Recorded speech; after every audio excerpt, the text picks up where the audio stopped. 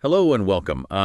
We're really excited to sort of guide you through the journey of becoming a Canadian citizen. Okay. And to make this process a bit easier for you, we would really suggest that you first read the chapter Becoming a Canadian Citizen Yeah. from the Discover Canada Study Guide. All the information that we'll be discussing is from the official Canadian government website, Great. ensuring accuracy and reliability. That's an excellent suggestion. Having a solid understanding of the basics will make the process much, much smoother for you. Absolutely. So let's dive into the key requirements for becoming a Canadian citizen. The first and foremost is that you must be a permanent resident of Canada. That's correct. Being a permanent resident means you have the right to live in Canada indefinitely, but you haven't yet attained Canadian citizenship. So it's like having a permanent pass to be in Canada, but not quite the full membership yet, right? Precisely. Now, along with permanent resident status, you also need to demonstrate a certain amount of physical presence in Canada. So how much time were we talking about here? The requirement is 1,095 days. Okay. That's 3 years in the 5 years before you apply. Okay. But here's an interesting detail. Time spent in Canada as a temporary resident or protected person can also count towards this, up to a maximum of 365 days. That's quite a significant advantage, especially for those who may have spent time in Canada before becoming permanent residents. Indeed. It acknowledges that individuals might have been building connections and contributing to Canada even before gaining permanent resident status. So past experiences in Canada do matter in this journey. Yes. What else is crucial for eligibility? Well, fulfilling your tax obligations is a key aspect. You need to have filed your income taxes, if applicable, for at least 3 years within the 5 years preceding your application date. This shows your commitment to participating in the Canadian system, contributing financially like everyone else. Exactly. It demonstrates a sense of responsibility and integration into the Canadian way of life. Now, let's talk about another important factor, language proficiency. Canada has 2 official languages, English and French. So where does this fit into the citizenship process? Being able to communicate in at least one of these languages is essential for participating in Canadian society. Yeah. You'll need to demonstrate adequate knowledge of either English or French. What does adequate knowledge really mean in this context? It means being able to comfortably hold everyday conversations, understand simple questions and instructions, and use basic grammar. This applies to applicants between 18 and 54 years old. Okay. So they're checking for functional communication skills. They're not expecting you to be a linguist. Precisely. The aim is to ensure you can interact effectively in everyday situations in Canada. And how do applicants provide proof of their language proficiency? There are a couple of ways. One is through language test results from recognized institutions like IELTS for English or TEF for French. Another is through a certificate or diploma from an educational institution where the primary language of instruction was either English or French.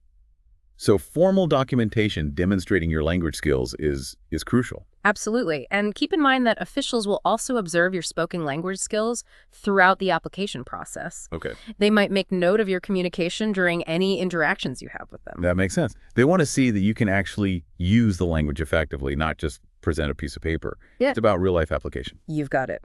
Now, for those between 18 and 54 years old, there's another key step. The citizenship test. This is where things get a little more challenging, right? Yes. What's the purpose of this test? The citizenship test assesses your knowledge of Canada. Okay. It covers its history, geography, government, laws, and the rights and responsibilities of being a Canadian citizen.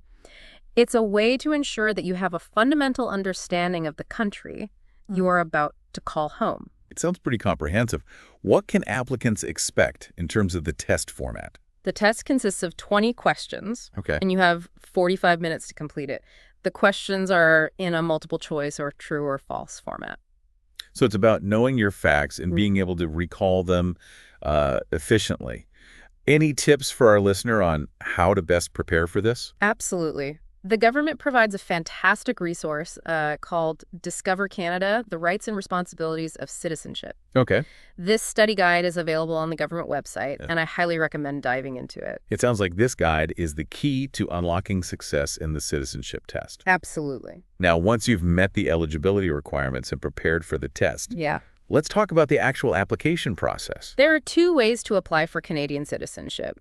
online and on paper. Okay. The online application is the most common and preferred method for its speed and efficiency. I imagine that's a lot more convenient for most people in today's digital age. Uh, Are there any specific situations where the paper application might be necessary? Yes, there are a few instances. Okay. For example, if your physical presence calculation includes time spent outside of Canada as a Crown servant or a family member of one, you'd need to apply on paper. Okay. Also, if you've chosen a representative to assist you with the application, the paper application is required. So while the online application is generally the way to go, it's important to be aware of these specific situations where the paper application is needed. And what about the application fee? How much does it cost to apply for Canadian citizenship? The fees are the same whether you apply online or on paper. Okay. For adults aged 18 or older, the fee is $630. Okay.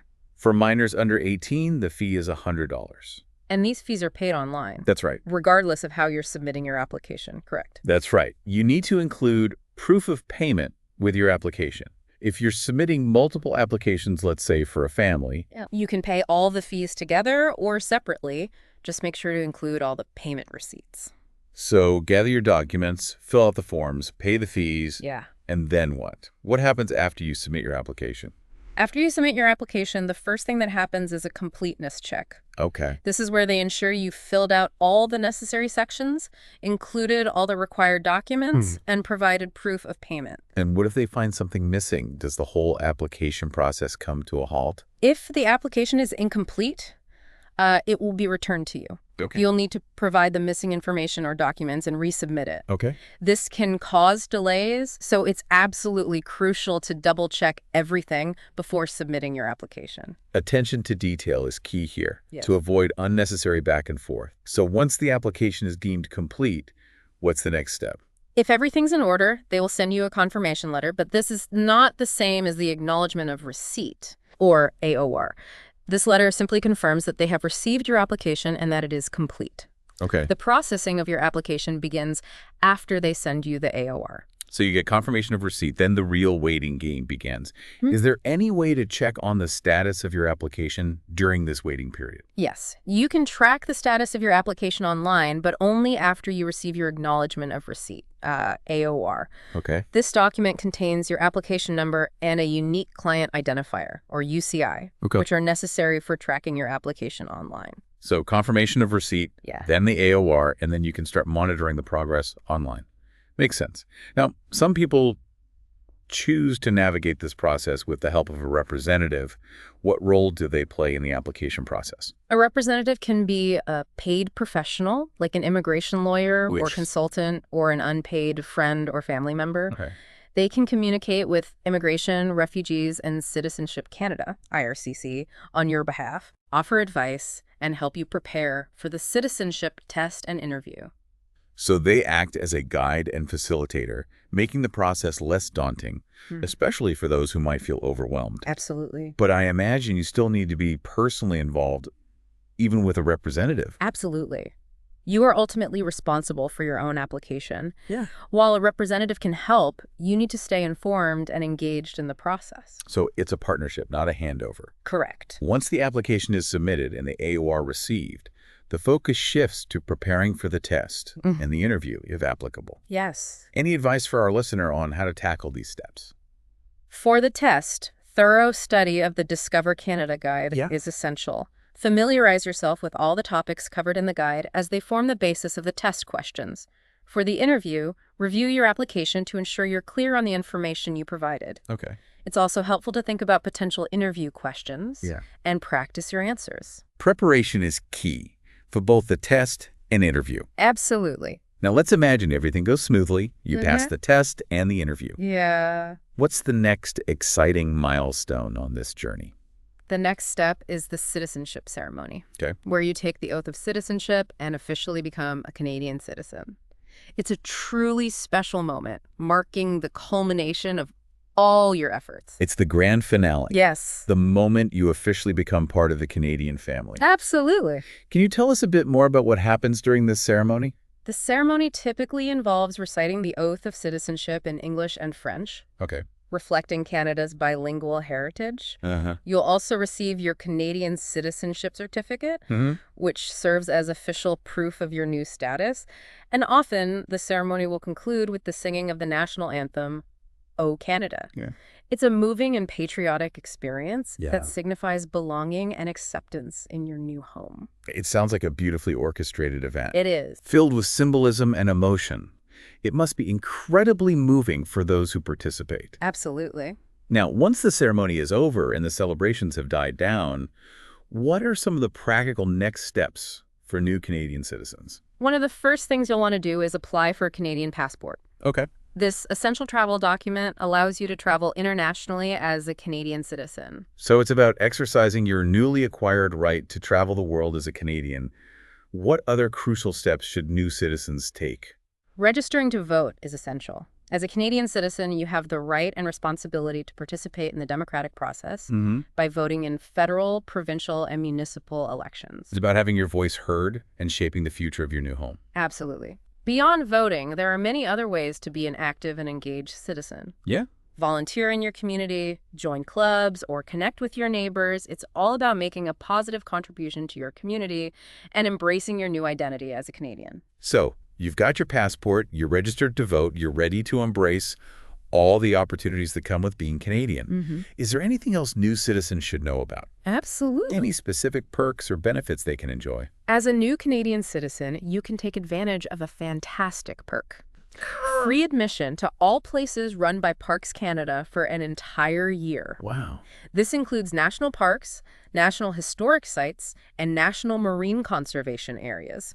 It's a great way to explore the natural beauty and rich history of Canada. Wow, what a fantastic welcome gift. Yeah. That's a great incentive to get out there and experience the diverse landscapes and heritage of Canada. Absolutely. There's also a free mobile app called Canoe that you and your children can use. Okay. It provides free admission to over 1,400 museums, national parks, and historic sites across Canada. It's a fun and educational way to immerse yourself in Canadian culture and history. These perks really highlight the welcoming and inclusive nature of Canada. It's not just about legal status. It's about encouraging new citizens to explore, learn, and become active participants in Canadian life. You've hit the nail on the head. Now, let's switch gears a bit and delve into some more specific aspects of the application process. Okay. Starting with what happens after submitting your application, but before you receive that all-important AOR. Let's say you've opted to apply online with the help of a representative. Walk us through that process. It's important to understand that even with a representative, you, as the applicant, must create an online account and submit the application personally. The system is designed to keep the applicant in control. So the representative is there to guide and support. Absolutely. But the applicant remains the driver of the process. Precisely. You create your own account using your email address, and it's crucial not to share your account details with anyone, even your representative. Privacy and security are paramount. Absolutely. Once the application is submitted through your account, what happens next? You'll receive an automatic confirmation email acknowledging receipt of your application. Okay. However, this is not the same as the Acknowledgement of Receipt, or AOR, which is a more formal document that confirms the start of your application processing. So the initial email is just a quick heads up that your application has landed in the right place. The AOR is the official signal that the process has begun. That's correct. Now, when it comes to communication about your application, who does IRCC contact, the applicant directly or the representative? Initially, all communication is directed to the applicant, especially if there are any issues with the application, like missing documents or incomplete information. They'll send you an email prompting you to check your online account for a message, detailing the problem and instructions on how to resubmit. So even with a representative, you need to stay vigilant and check your email regularly for any communication from IRCC. Absolutely. Once your application is confirmed complete and the AOR is issued, they'll start communicating with your representative if you have one. It's a two-stage communication process. Yes. Ensuring that any initial hiccups are addressed directly with the applicant. That's right. And then the representative takes over for the smoother sailing ahead. That's an excellent way to put it. It's a system designed to keep everyone informed and the process flowing efficiently. Speaking of efficiency, let's talk about group applications. What happens if a group applies online? And at least one person in that group is using a representative. Does this change things? The process is similar to individual applications. Okay. Everyone in the group receives an automatic confirmation email upon submission. Okay. But this is not the AOR. IRCC then reviews each application for completeness. So each application is individually scrutinized, even though it's part of a group submission. What happens if one of the applications in the group is found to be incomplete? That's where it gets a bit tricky. If any application in the group is incomplete, IRCC will return all the applications to the group. Even if my application is perfectly fine, it'll be returned if someone else in the group made a mistake. Yes. That seems a little unfair to those who did everything correctly. I understand your perspective. However, they process group applications as a unit to ensure efficiency and avoid processing some, while others are still under review. It's about streamlining the process. Yes. And ensuring all applications are good to go before moving forward. Precisely. To avoid this situation, it's crucial that everyone in the group understands the requirements and double-checks their applications meticulously before submission. Clear communication and attention to detail within the group are essential. So teamwork makes the dream work. Absolutely. Even in the citizenship application process. How does IRCC handle communication about incomplete applications within a group? They send an email to each individual applicant, even those using a representative, informing them about the incomplete group application. The email will direct them to their online account to see what information or documents are missing. So everyone is kept in the loop and can take the necessary steps to rectify the situation. That's right. But what about privacy? Won't everyone in the group be able to see the issues with each other's applications? Not to worry. The online system is designed with privacy in mind. Okay. Only the individual whose application is incomplete can see the specific details of what's missing. It's all about maintaining confidentiality while ensuring everyone is informed. Now, let's say someone initially applied online as part of a group, but later decides to continue their application individually. Is this possible? Yes. Or are you locked into the group application once it's submitted? Flexibility is built into the system. While group applications are encouraged for families and those applying together, you have the option to separate your application if needed. So life happens, and you might need to change course. Exactly. Just contact IRCC and let them know about your decision. They'll separate your application and treat it as an individual one. It's reassuring to know that they are accommodating to changing circumstances. Now let's talk about traveling after submitting your application. Is it permissible to leave Canada during this time? Yes, you can leave Canada after submitting your application, but there are a few things to bear in mind. The most important is that you must maintain your permanent resident status throughout the application process. That makes perfect sense. It wouldn't be logical to apply for citizenship if you're no longer a permanent resident of Canada. What else should applicants consider when it comes to traveling during the application process? You need to ensure that you can receive correspondence from IRCC, both physically and electronically. This includes letters, parcels, and emails. You must respond to any requests or inquiries within the specified time frame, usually 30 days. So even if you're enjoying a vacation in a tropical paradise, you need to stay connected and responsive to IRCC. You can't simply disappear and expect the process to magically continue. It's all about staying engaged. And what about the citizenship test, interview, and ceremony? Yes. Do you need to be physically present in Canada for these crucial steps? Yes. Physical presence in Canada is mandatory for the citizenship test, interview, and ceremony. If you're planning any extended travel, make sure you'll be back in Canada well in time for these important appointments. So factor those dates into your travel plans. You can't just assume you can complete these steps remotely from a beach in Bali. No. It's important to stay informed and plan accordingly. It's always a good idea to inform IRCC of your travel plans, especially if you'll be away for more than 2 weeks. This helps them manage your application and avoid unnecessary delays. You can easily update your contact information online or contact them directly to let them know. So keep them in the loop. Transparency and communication can prevent potential hiccups down the road. Absolutely. Speaking of staying in the loop, let's talk about how applicants can check their application status during this waiting period. Once you've received your AOR, you can track your application status online.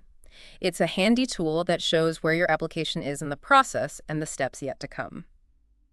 I imagine this online tracker can be quite a stress reliever for some applicants. Yes. Being able to see the progress, even if it's just a small step, Yeah. can be reassuring. Absolutely. It provides a sense of transparency and control, letting you see that things are moving along and get a general idea of the timeline. What kind of information can applicants see when they track their application status online? Is it just a basic overview, or can they get into the nitty-gritty details? The online tracker provides a good overview of the process. Okay. It shows the different stages of the application and indicates where your application currently stands. Okay. You'll also see an estimated processing time, though it's important to remember that this is just an estimate, and the actual processing time can vary depending on various factors. So it's a helpful guide, but not a set-in-stone timeline. Flexibility and patience are key here. Absolutely. Now, we understand that IRCC deals with a massive volume of applications daily. When is it appropriate to contact them directly about your application status? It's crucial to avoid contacting IRCC unnecessarily. Okay. Before reaching out, check their website, which has a wealth of information and answers to common questions. The online application tracker is also your best friend for specific updates. So do your research first. Don't just jump to contacting them with every little question. They've got resources in place to guide you. Exactly. But are there situations where contacting them directly is necessary? Absolutely. For example, if you need to change your address, inform them immediately. They need to have your current address to send you important documents and notifications. Keeping your contact information updated is crucial to avoid missing any vital communication. Are there any other instances where reaching out directly is recommended? You should also inform them if you're leaving Canada for more than 2 weeks, as this can impact the processing of your application. And if you have any concerns, like the processing times exceeding the estimated time frame, don't hesitate to reach out. Just make sure to have your AOR handy when you contact them, as they need this information to access your application. So proactive communication is encouraged for any significant changes in your circumstances, or if you have genuine concerns. That's right. Now, what about applicants who might require special assistance or accommodations during the process? IRCC is committed to providing accommodations for those with disabilities or special needs. Okay. If you need an accommodation for the citizenship test, interview, or ceremony, let them know as soon as possible. That's great to know that they are dedicated to making this process accessible and inclusive for everyone. Absolutely. They will work with you to determine the best way to accommodate your individual needs. Now let's move on to an important document required as part of the application. Fingerprints. Why are fingerprints necessary for a citizenship application? For most citizenship applications, fingerprints are mandatory as a security measure to ensure the integrity of the citizenship program. It's all about verifying identities and maintaining security standards. And where do applicants go to submit their fingerprints? Is it a complicated process? Your fingerprints need to be taken electronically in Canada. Okay. You can do this at your local police service, the Royal Canadian Mounted Police, RCMP, or an RCMP-accredited fingerprint company. There are several options for convenience. Just make sure you go to an authorized location. It's all about following the proper procedures. Is there anywhere applicants should avoid going for fingerprinting? Yes. Avoid Service Canada centers for this. They are not equipped to handle fingerprint submissions for citizenship applications. If you submit your fingerprints there by mistake, they will be deleted and you'll need to repeat the process at an authorized location. So knowing where to go and where not to go is important to avoid unnecessary hassle. You've got it. Now, let's fast forward to the moment you've officially become a Canadian citizen. Congratulations. What are some of the things you can do now with your new status? As we mentioned earlier, one of the first things you'll likely want to do is apply for a Canadian passport. It's your key to exploring the world and representing Canada on the global stage. It's about experiencing the freedom and opportunities that come with being a Canadian citizen. Absolutely. Are there other things new citizens can do to fully embrace their new identity? Absolutely. You can apply for a Canadian citizenship card, which is a convenient, wallet-sized card proving your Canadian citizenship. It's a handy alternative to carrying around your larger citizenship certificate. So it's about convenience and ease of use. Exactly, but it's not mandatory. It's an option, not an obligation. That's right. Now let's delve into some of the broader benefits that come with being a Canadian citizen. One of the most fundamental benefits is the right to vote in Canadian elections. It's your opportunity to participate in shaping the future of your country. You can also run for political office Okay. if you're passionate about public service Yeah. and making a difference in your community. It's about actively engaging in the democratic process and Absolutely. contributing to Canadian society. Precisely. You also have the right to work and live anywhere in Canada, giving you incredible flexibility and freedom of choice. You can choose to settle in a bustling metropolis Yeah. or a peaceful rural community, depending on your preference. The possibilities are endless. And as a Canadian citizen, you're eligible for a wide range of government services Okay. and benefits. That sounds promising. Mm. Could you give us some examples of these services and benefits?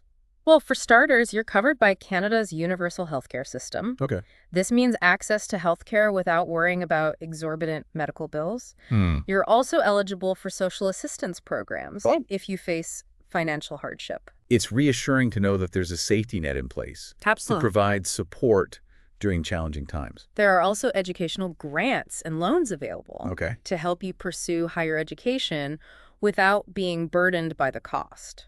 So there are opportunities for personal and professional growth Yes. supported by government programs. Becoming a Canadian citizen truly opens a world of possibilities. It's about more than just legal status. It's about belonging, contributing, and thriving within a society that values its citizens. You've hit the nail on the head. It comes with a range of rights, privileges, and opportunities, but it's important to remember that it also comes with responsibilities. So it's a two-way street. Absolutely. What are some of the key responsibilities that come with Canadian citizenship? First and foremost, you are expected to obey the laws of Canada, Okay. both federal and provincial. Yeah. Respecting the rights and freedoms of others is paramount. And contributing to the well-being of Canadian society is a shared responsibility. It's about being a responsible and engaged citizen, contributing to the betterment of your community and the country as a whole. Exactly. Now let's address a common question that often comes up, especially for those coming from countries that don't allow dual citizenship. Is dual citizenship permitted in Canada? Good question. Yes, Canada recognizes dual citizenship. Okay. You do not have to renounce your previous citizenship when you become a Canadian citizen. That's a relief for many. Yeah. It means you can maintain ties to your heritage and culture while embracing your new Canadian identity. Precisely. It's a reflection of Canada's multicultural and inclusive nature. So you have the best of both worlds. What are some of the advantages of holding dual citizenship? The benefits are numerous. You have the right to live and work in both countries, travel freely between them without visa hassles, and even pass your citizenship on to your children, giving them the gift of dual citizenship as well. It sounds like a win-win situation. But are there any potential drawbacks or things to be aware of when it comes to dual citizenship? There are a few points to consider. Okay. You might have to pay taxes in both countries, which could impact your financial planning. You might also be subject to military service in both countries, depending on their respective laws. You might also face complexities if you require consular assistance while traveling abroad, as determining which country is responsible for assisting you can become tricky. So it's essential to weigh the pros and cons carefully and understand the potential complexities before making a decision about maintaining dual citizenship. Absolutely. Now let's shift gears a bit and talk about a situation that unfortunately arises for some individuals. Statelessness. Can you explain what statelessness is and its implications? No. Statelessness occurs when someone isn't considered a national by any country. This means they don't have citizenship anywhere, leading to various challenges. I can imagine the difficulties of living without citizenship in any country. Travel restrictions, limited work opportunities, barriers to accessing essential services. It must be incredibly challenging. You're right. Statelessness can stem from various factors.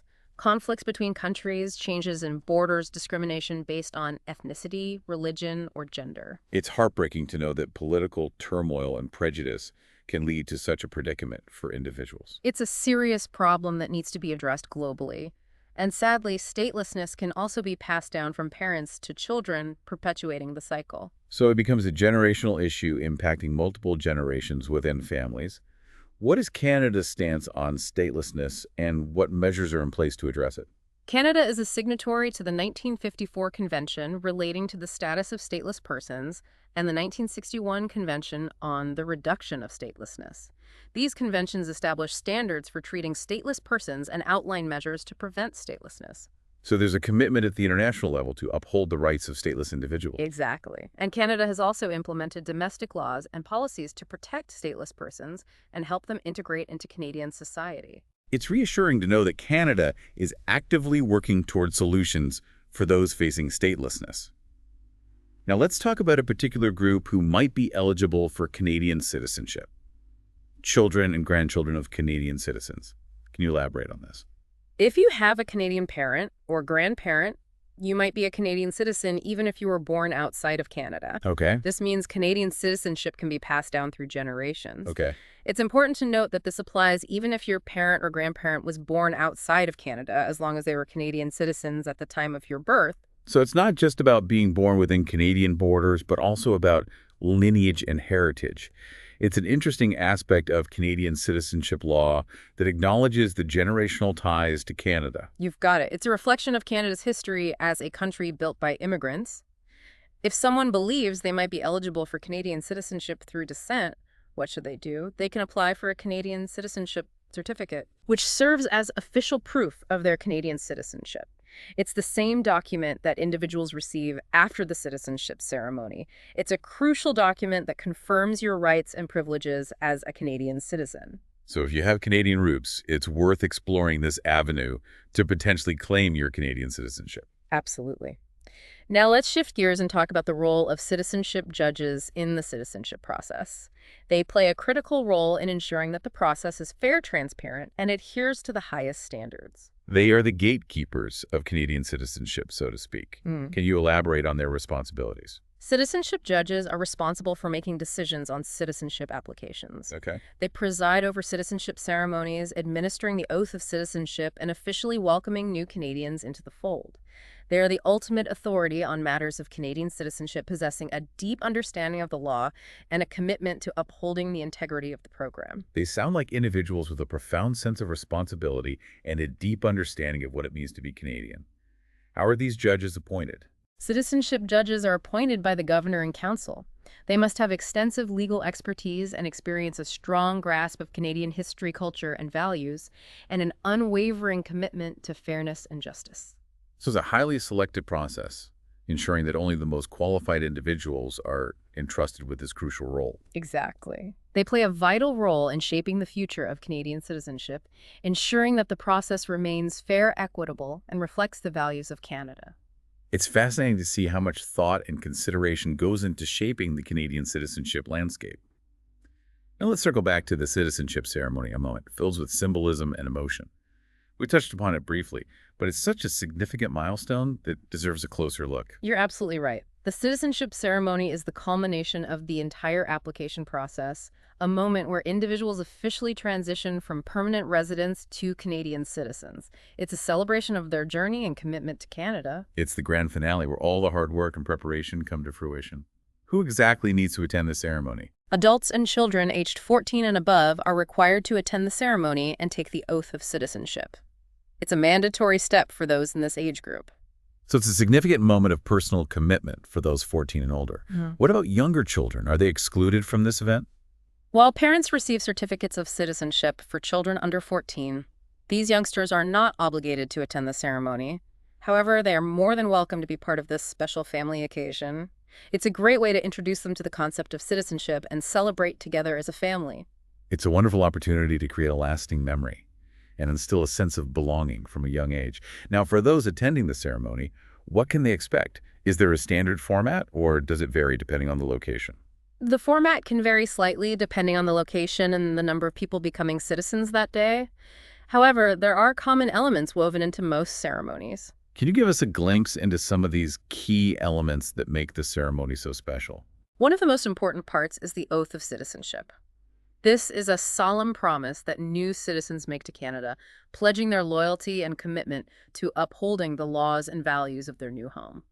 It's a moment where words carry immense weight, marking their official transition to Canadian citizenship. Exactly. The oath is usually recited in both English and French, showcasing Canada's rich bilingual heritage. It's a beautiful way to honor the country's linguistic duality and foster inclusivity. After the oath is taken, the new citizens are presented with their Canadian citizenship certificates. These certificates are tangible proof of their Canadian citizenship, a document they'll want to keep safe and cherish. It's a symbol of their achievement and a reminder of the day they officially became Canadian. The ceremony often concludes with the singing of the national anthem, O Canada. It's a moving and patriotic moment, a collective expression of pride and unity that resonates with all Canadians. It sounds like a beautifully orchestrated event, steeped in tradition and symbolism, that truly captures the essence of becoming Canadian. Now let's talk about the different formats for the citizenship ceremony. We understand there are virtual and in-person ceremonies. Can you shed some light on these different approaches? That's right. We have video oath ceremonies, which are conducted virtually, and in-person ceremonies held at various physical locations. Most applicants will be invited to a video oath ceremony, which offers convenience and accessibility. So you can become a Canadian citizen from the comfort of your own home. What about in-person ceremonies? Are they still common? Some applicants might receive an invitation for an in-person ceremony. These ceremonies offer a more traditional and personal experience. So there's a choice between the convenience of a virtual ceremony and the personal touch of an in-person event. Exactly. IRCC is continuously working to improve the process, so the format and details of the ceremonies might evolve over time. It's good to know they're always looking for ways to enhance the experience. Now let's dive into some of the specifics of the video oath ceremony. How does it work? In a video oath ceremony, you'll participate remotely using a video conferencing platform. You'll be joined by a citizenship official and other new citizens from different parts of the country. So even though you're not physically present in the same room, you're still part of a larger ceremony with others who are taking the same oath on the same day. Precisely. It creates a sense of community and shared experience, even though everyone is participating from different locations. It's a unique way to connect with fellow new Canadians, sharing that momentous occasion virtually. During the video oath ceremony, do participants still experience all the essential elements, like taking the oath and receiving their citizenship certificate? Absolutely. The citizenship official guides the oath of citizenship in both English and French, and the participants repeat the words after them. It's a formal and symbolic act of pledging allegiance to Canada. It's amazing how technology can bridge distances and bring people together for such an important event. Now, how do participants receive their citizenship certificates in a virtual ceremony? Is it a digital copy or a physical document? After the video oath ceremony, your physical citizenship certificate will be mailed to you. It's a tangible representation of your new status as a Canadian citizen. If you chose the electronic certificate option, you'll receive instructions on how to download it. So you still receive a physical copy of your certificate, even though the ceremony is conducted virtually. It's a nice touch that preserves the significance of that official document. Exactly. It ensures that new citizens have a physical reminder of this important milestone. Now let's shift our focus to the in-person ceremonies. Can you paint a picture of what these ceremonies are like? In-person ceremonies usually take place at various locations across Canada, such as government buildings, community centers, and even historical landmarks. The setting often reflects the local community or highlights an aspect of Canadian history or culture, adding a unique touch to the event. It sounds like they put a lot of thought into choosing locations that are meaningful and memorable. Yeah. It's not just a bureaucratic formality, it's a celebration of becoming part of the Canadian fabric. Exactly. In an in-person ceremony, you'll be surrounded by other new citizens, along with their families and friends who are there to share this special moment with them. It's a more intimate and personal experience, creating a sense of community and celebration. And of course, in an in-person ceremony, you receive your citizenship certificate right then and there, making the experience even more tangible and momentous. It's a tangible symbol of your new status as a Canadian citizen, a moment that you can share with loved ones who are there to witness it. Now let's talk about some practical things that applicants should keep in mind when attending a citizenship ceremony, whether it's virtual or in person. What are some essential tips? First and foremost, punctuality is key. Arrive at the ceremony on time, whether you're attending virtually or in person. It shows respect for the occasion and for everyone involved. It's a sign of courtesy and professionalism, demonstrating that you value the importance of this event. And of course, dress appropriately for the occasion. Business casual or smart casual attire would be suitable. So it's a balance between comfort and formality, acknowledging the significance of the ceremony while also feeling at ease. Exactly.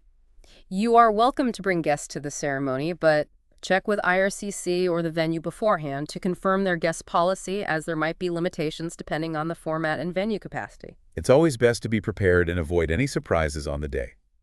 What about children attending these ceremonies? Are there any specific guidelines for them? As we mentioned earlier, children under 14 are not required to attend, but they're welcome if they wish to be part of the celebration. If you're bringing children, ensure they understand the importance of being well-behaved and respectful during the ceremony. It's a good opportunity to teach them about appropriate behavior in formal settings and instill a sense of respect for the occasion. Now, are there any restrictions on personal belongings that you can bring to the ceremony? Just like at an airport, there are security measures in place at citizenship ceremonies. It's best to check with IRCC or the venue beforehand to confirm specific security regulations. Avoid bringing any prohibited items and be prepared to go through security checkpoints. So it's about being prepared and following the same safety protocols you would encounter at any other secure location. You've got it. Now, what documents should applicants bring to the ceremony? The paperwork. It seems like you can never escape paperwork, even when celebrating a momentous occasion. You're right. Documentation is crucial for verifying your identity and confirming your eligibility. Ensure you have your invitation letter with you. This letter contains essential details about the ceremony, including the date, time, and location. So that invitation letter is your golden ticket to the ceremony. Exactly. Even if it's expired, bring your permanent resident card.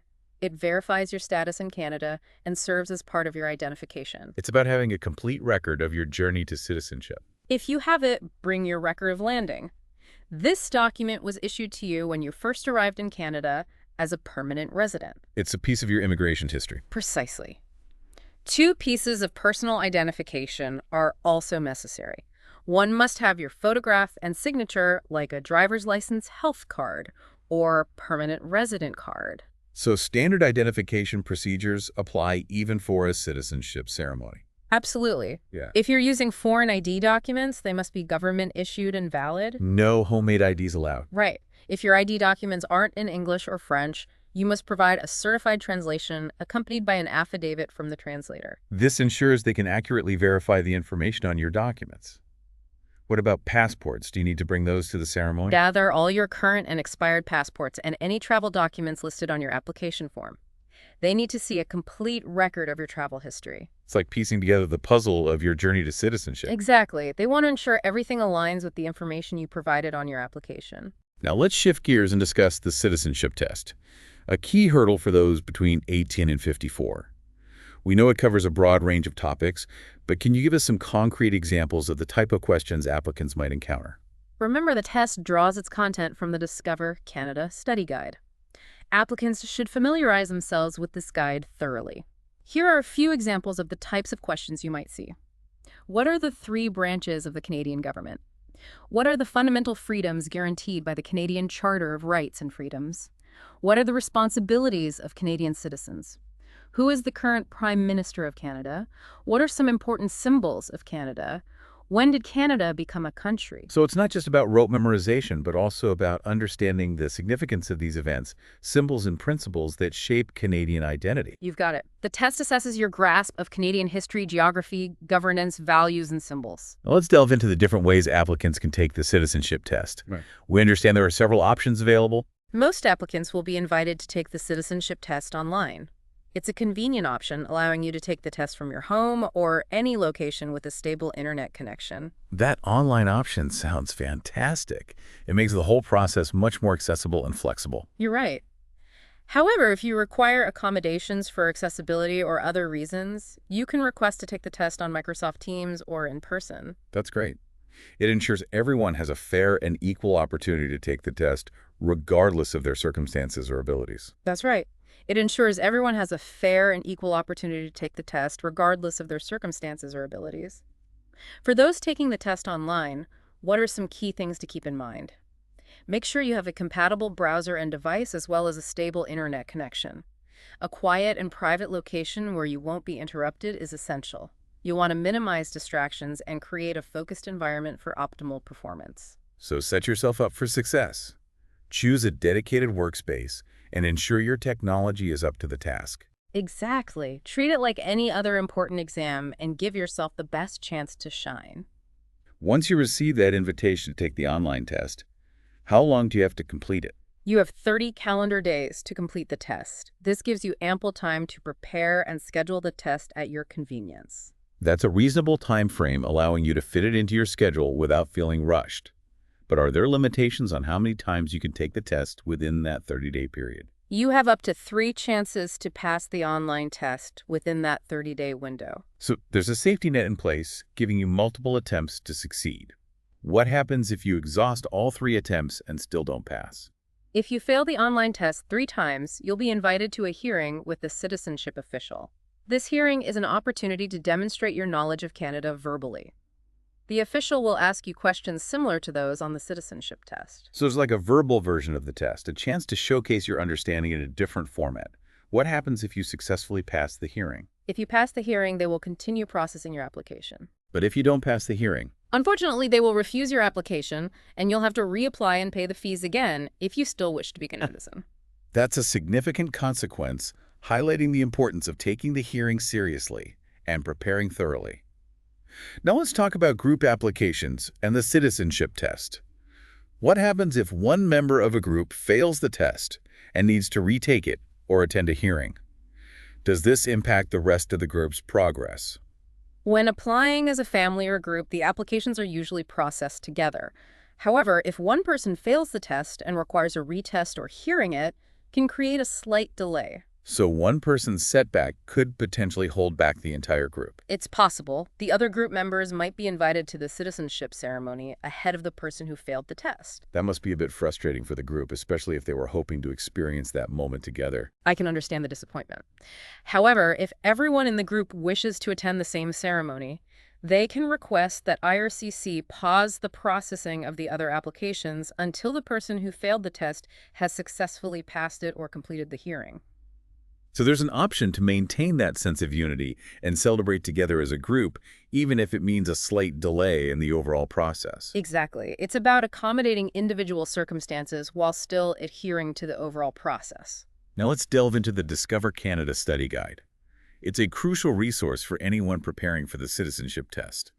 Can you walk us through its key features and how it can help applicants succeed? The Discover Canada Study Guide provided by the government is specifically designed to help applicants ace the citizenship test. It covers all the essential topics that might appear on the test, from historical events and figures to geographical features and political systems. It's like the ultimate cheat sheet for the citizenship test, providing a comprehensive overview of everything you need to know about Canada. You could say that. And it's available in various formats to suit different learning styles. You can read it online, listen to the MP3 version, download it as a PDF or ebook, or even get a physical copy. So there's a format for everyone, whether you're a digital native or prefer the feel of a good old-fashioned book. Exactly. The best part. It's absolutely free. They want to ensure everyone has access to this valuable resource, regardless of their budget or learning preferences. That's fantastic. It demonstrates their commitment to making the citizenship process accessible and supportive. Now let's talk about the administration of the citizenship test. How is it conducted? As we mentioned earlier, most applicants will take the test online. It's designed to be user-friendly and accessible, guiding you through the process seamlessly. It sounds like they've put a lot of thought into making the online testing experience as smooth as possible. They have. However, for those who require accommodations or lack access to a computer or reliable internet connection, they can take the test on Microsoft Teams or in person. It's great that they have alternative options in place to ensure that everyone has a fair chance to take the test, regardless of their circumstances or abilities. Now let's talk about the passing score for the citizenship test. What do applicants need to aim for to clear this hurdle? To pass the citizenship test, you need to answer at least 15 out of the 20 questions correctly, achieving a score of 75% or higher. So it's a reasonable benchmark that requires a solid understanding of the material, but isn't overly daunting. Exactly. And if you don't pass on your first try, you have up to 2 more chances to retake the test. So there's room for error and a chance to redeem yourself if you stumble on the first attempt. Absolutely. They want to give applicants every opportunity to succeed. Now let's address a common concern. What happens if you miss your scheduled citizenship test? Is it a cause for panic, or are there procedures in place to accommodate such situations? The next steps depend on the type of test you missed and whether this is your first missed test. So there's a bit of nuance to it. Exactly. Let's start with the scenario of missing an online test. Okay, let's say you've received your invitation to take the online test, but for some reason you're unable to take it within that 30-day test period. What happens then? If this is your first missed test, you'll automatically receive another invitation to take the test again.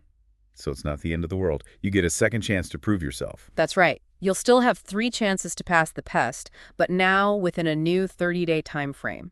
It's like a reset button, giving you another opportunity to prepare and succeed. That's quite forgiving. But what if you miss the online test a second time? Does that automatic reset still apply? If you miss the online test for a second time, you'll need to be more proactive. You'll have to contact IRCC and provide a reasonable explanation for your absence. So communication is key here. Don't just assume they'll automatically reschedule you. You've got it. They'll assess your explanation and guide you on the next steps. And what if you miss the online test twice and don't bother to contact IRCC? If you miss the test twice without any communication or explanation, they may abandon your application. It's crucial to maintain communication with IRCC throughout this process, especially if you encounter unexpected circumstances that prevent you from adhering to the schedule. So don't ghost them. Be proactive. Communicate and explain your situation. They're usually quite understanding and accommodating if you're transparent. Absolutely. Now let's switch gears and discuss what happens if you miss a test scheduled on Microsoft Teams or in person. Okay, so these are the alternative testing formats for those who require accommodations or lack reliable internet access. What are the implications of missing these types of tests? If you miss a test scheduled on Microsoft Teams or in person for the first time, you have 2 options. The first and recommended option is to contact IRCC within 30 days of your missed test date and explain why you couldn't make it. So again, being proactive and communicating with IRCC is the best approach. What are the potential outcomes of this proactive approach? If your reason for missing the test is deemed valid, they'll reschedule your test date and send you a new invitation. You get another chance to take the test, and this new invitation will be considered your first invitation, effectively wiping the slate clean. That's great. It's like the initial missed test never happened. What's the second option if you miss a test on Microsoft Teams or in person? The second option is to wait for IRCC to reschedule your test. So you can take a passive approach and let them handle the rescheduling. You can, but it's not the recommended route. If you choose this option, you'll receive a final invitation, and they might stop processing your application if you miss this rescheduled test. So there's a bit more risk associated with this passive approach. You're essentially putting your fate in their hands and hoping for the best. It's always best to be in control of your application and communicate proactively with IRCC. I agree. Now, let's say you miss your rescheduled test. What happens then? Okay, so this is where things get a bit serious. It's like missing your flight after already rescheduling it once. Exactly. If you miss your rescheduled test, you'll need to contact IRCC within 30 days of the missed test date and explain your absence. So again, clear communication is crucial. If your reason is considered valid, they'll send you a new final invitation, giving you one last chance to take the test. However, if your reason is deemed invalid, or if you don't contact them within 30 days of the missed test date, they might start processing your application altogether. That's a serious consequence. It highlights the importance of taking these scheduled tests seriously and making every effort to attend. Life happens and unexpected situations can arise, but communication is key to navigating these challenges and keeping your application on track. You're absolutely right. If your application is stopped due to missed tests and lack of communication, you'll need to reapply and pay the fees again if you still wish to become a Canadian citizen. It's a setback that can be easily avoided with a bit of diligence and communication. Now let's switch gears and discuss missing a retest on Microsoft Teams or in person. This is a situation where you failed your previous test attempt and were scheduled for a retest but missed it. In this case, the procedure is similar to missing the initial test. You'll need to contact IRCC within 30 days of the missed retest date and explain why you couldn't attend. If your explanation is considered valid, they'll send you an invitation with a new and final test date. So one last shot at redemption. That's right. But if your reason is considered invalid, or if you don't contact them within that 30-day window, they might start processing your application, leading to the need for reapplication and payment of fees. It's like missing the last train out of town. You miss it and you're stuck. A good analogy. It underscores the importance of being responsible and proactive throughout the entire application process. Now let's shift gears again and discuss what happens after you've successfully taken the citizenship test, whether online through Microsoft Teams or in person. After the test, you'll receive your test result. If you took the online test, you'll get an unofficial test score immediately after submitting the test. This gives you instant feedback on your performance, but it takes a bit longer for IRCC to review your test and make the score official. So it's like getting your grades right after an exam, but waiting for the official transcript to confirm the results. What about those who took the test on Microsoft Teams or in person? Do they also have to wait for their official results? If you took the test on Microsoft Teams or in person, you'll receive your official score right after you finish the test. No waiting involved. That's great. You get instant gratification and can celebrate your success right away. And if you've passed the test, congratulations, you've conquered a significant hurdle in the citizenship process. It's a reason to celebrate. What happens next? After passing the test, IRCC might invite you to an interview with a citizenship official. This isn't a requirement for everyone, but it's conducted on a case-by-case basis. So it's a bit of a wild card. You might get called for an interview or you might not. Exactly. If you are invited for an interview, they'll provide all the details, including the date, time, and location. Now let's imagine you've sailed through the interview successfully. What's the next step in this journey? The next step is the citizenship ceremony, the grand finale where you officially become a Canadian citizen. It's the moment everyone has been working towards, the culmination of all their efforts and preparation. Exactly. It's a celebration of your achievement and the start of your new life as a Canadian. Now let's talk about the scenario where someone doesn't pass the citizenship test. Yeah. We know they have a few more attempts to retake it, but what happens if they fail all 3 attempts? If all 3 attempts are unsuccessful, they'll be invited to a hearing with a citizenship official. It's their last chance to showcase their knowledge of Canada and understand the rights and responsibilities that come with citizenship. So the stakes are higher at the hearing. It's their final opportunity to demonstrate their readiness for citizenship. Exactly. If they pass the hearing, their application process continues. But if they fail the hearing, their application will be refused, and they'll need to reapply and pay the fees again if they still wish to become a Canadian citizen. It's a clear message that preparation and dedication are crucial through this entire process. There are checks and balances in place to ensure that those who become citizens are genuinely prepared and committed to embracing their new identity. You've summed it up perfectly. Now let's revisit the scenario of group applications and the potential complexities that can arise when one member of the group faces setbacks with the citizenship test. We understand that the group's progress might be impacted if one person has to retake the test or attend a hearing. Can you elaborate on how this might unfold? Let's say a family or group of friends applies for citizenship together. If one person in that group fails the test and needs a retest or hearing, it means the other group members might be invited to the citizenship ceremony before the person who stumbled on the test. So they might end up becoming citizens ahead of the person who needs to retake the test or attend the hearing. That must be a bit awkward for the group. They were hoping to celebrate this milestone together, but now there's a potential disconnect. You're right. It can create a slight disruption in their shared journey.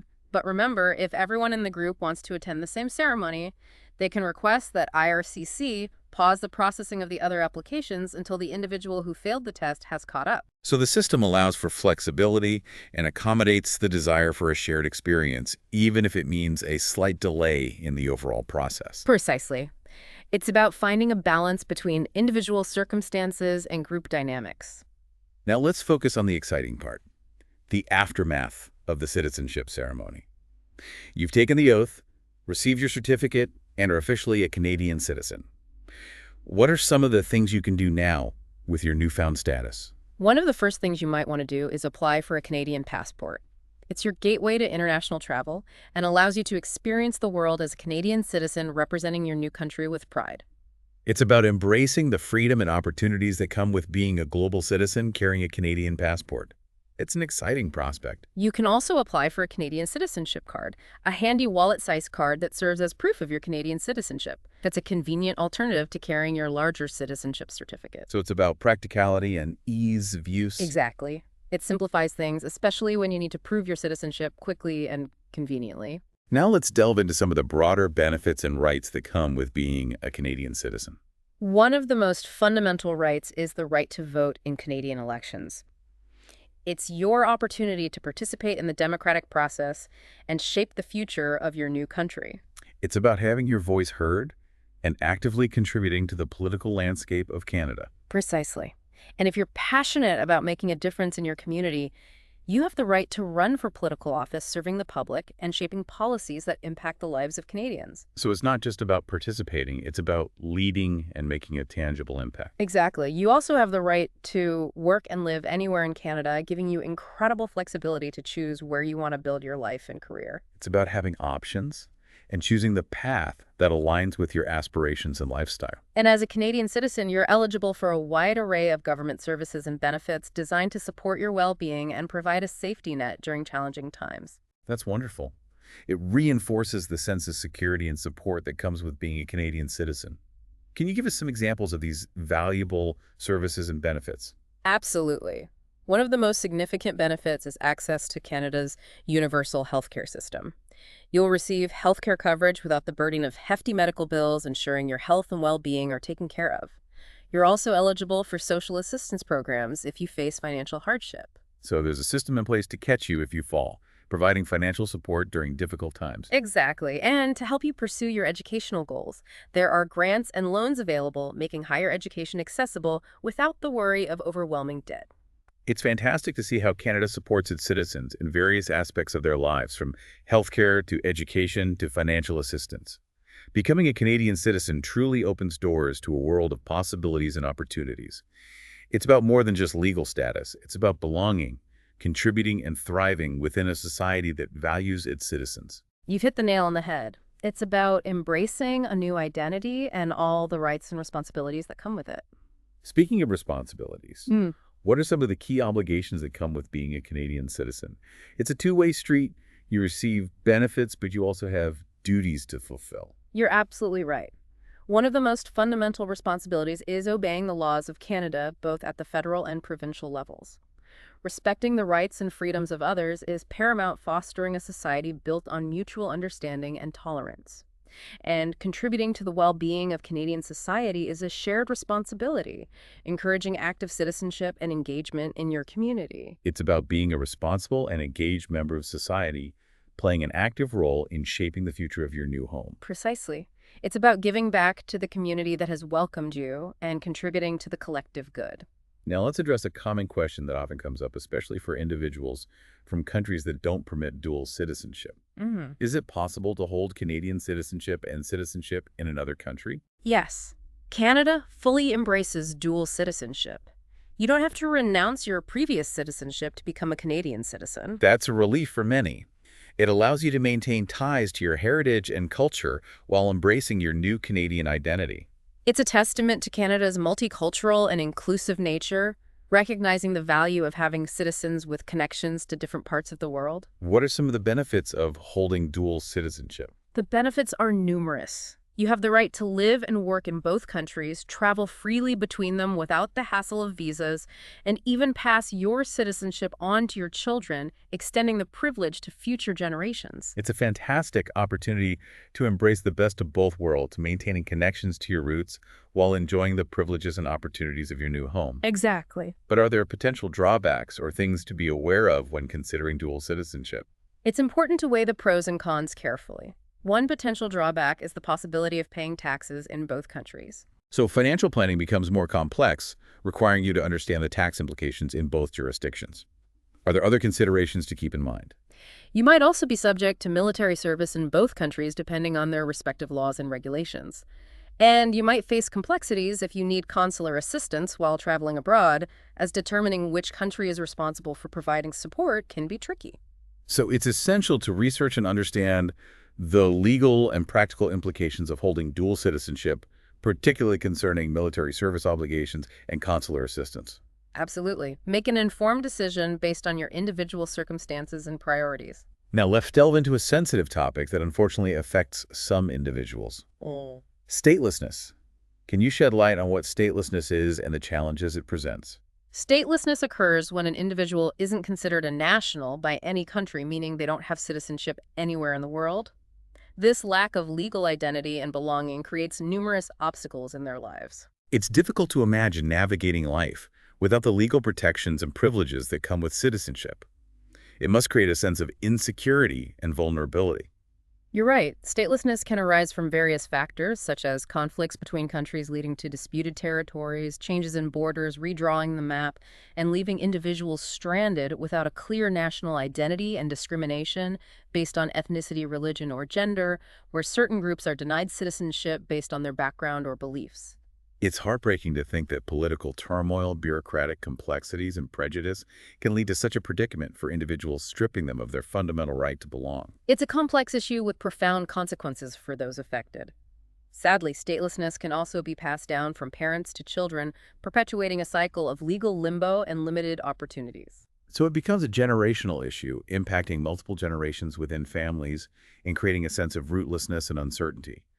What is Canada's stance on statelessness, and how is it working to address this global challenge? Canada recognizes the severity of statelessness and is committed to finding solutions. It's a signatory to both the 1954 Convention relating to the status of stateless persons and the 1961 Convention on the reduction of statelessness. These conventions provide a framework for protecting stateless individuals and outlining measures to prevent and reduce statelessness worldwide. It's good to know that Canada is actively participating in international efforts to address this issue. What steps is Canada taking domestically to help stateless persons within its borders? Canada has implemented domestic laws and policies to protect stateless persons residing within its borders. The aim is to integrate these individuals into Canadian society, providing access to essential services and opportunities to rebuild their lives. So Canada is taking a multifaceted approach, tackling the issue of statelessness, both on a global scale and within its own communities. Now let's shift our focus to a specific group who may be eligible for Canadian citizenship: children and grandchildren of Canadian citizens. Could you shed some light on this unique pathway to citizenship? If you have a Canadian parent or a grandparent, you might be eligible for Canadian citizenship. Even if you were born outside of Canada, Canadian citizenship can be passed down through generations regardless of where you were born.